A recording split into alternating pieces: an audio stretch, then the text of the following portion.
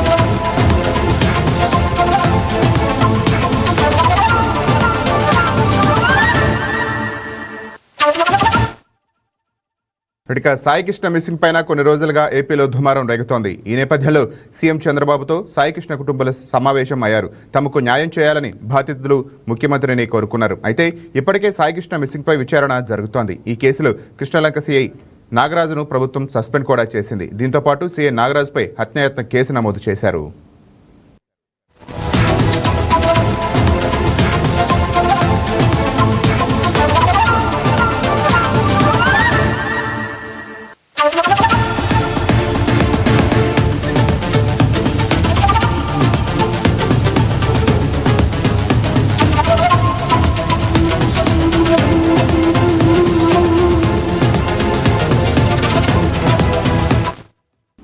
దీనిపై మరింత సమాచారం మా కరెస్పాండెంట్ హారిక లైవ్ లో అందిస్తారు.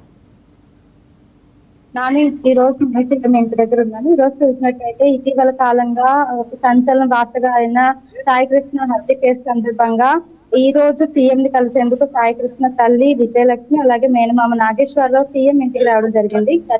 గత కొంతకాలంగా తన కొడుకును చూపించండి, కనీసం బూడిదైనా ఇవ్వండి అని పోలీసుల దగ్గర అలాగే ప్రతి ఒక్కరి దగ్గర ఆవిడ వేడుకుంటూ అడగడం అయితే చూసాము. దీని గురించి సీఎం ఇటీవల కాలంలో విదేశీ పర్యటనకి వెళ్ళారు. అలాగే పవన్ కళ్యాణ్ కూడా వెళ్ళడం జరిగింది. అయితే విదేశాల నుంచి వచ్చిన వెంటనే ఇంకా ఇతర పనులన్నీ మానుకొని సాయి కృష్ణ కేసు గురించి వాళ్ళు కూడా విచారణ చేయడం, దాని గురించి కూడా వివరణ చేయడం జరుగుతుంది. సో ఈ కేసు సందర్భంగా ఇటీవల ఎవరైతే లాకప్ డెత్కి పాల్పడ్డారో ఆయన సిఐ నాగరాజును కూడా సస్పెండ్ చేయడం జరిగింది.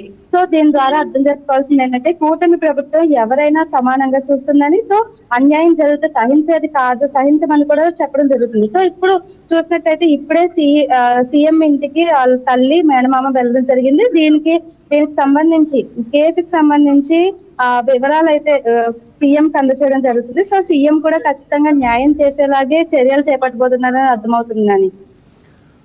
సీఎం నుంచి ఎటువంటి హామీ లభించింది బాధిత కుటుంబ సభ్యులకి? ఖచ్చితంగా న్యాయం జరిగేలా చేస్తామని, ఈ కేసుకు సంబంధించి ఎలాంటి ఉపేక్ష జరగకుండా చూస్తామని, ఎలాంటి జాప్యం లేకుండా ఖచ్చితంగా త్వరలో న్యాయం చేకూరుతుందని కూడా చెప్పారు. సో ఇందాకడే కృష్ణలంక పోలీస్ స్టేషన్ లో కూడా తల్లి విజయలక్ష్మి అలాగే కొంతమంది సభ్యులు వెళ్ళడం జరిగింది. ఏపీ ప్రభుత్వం వాళ్ళకందరికీ సహకారం అందించడం చూసి చాలా ఆనందం వ్యక్తం చేశారు. అలాగే ఇంతమంది ఆవిడకి అండగా నిలబడడం కూడా ఈ ప్రభుత్వానికి కృతజ్ఞతలు చెప్తున్నారు. ముఖ్యంగా deputy CM Pawan Kalyan, CM Chandrababu Naidu ఆవిడకి అండగా నిలబడ్డారని, ఖచ్చితంగా నాకు ప్రభుత్వం న్యాయం చేస్తుందని నమ్మకం కలిగిందని కూడా ఆవిడ చెప్పడం జరుగుతుంది. Right, thank you Harika.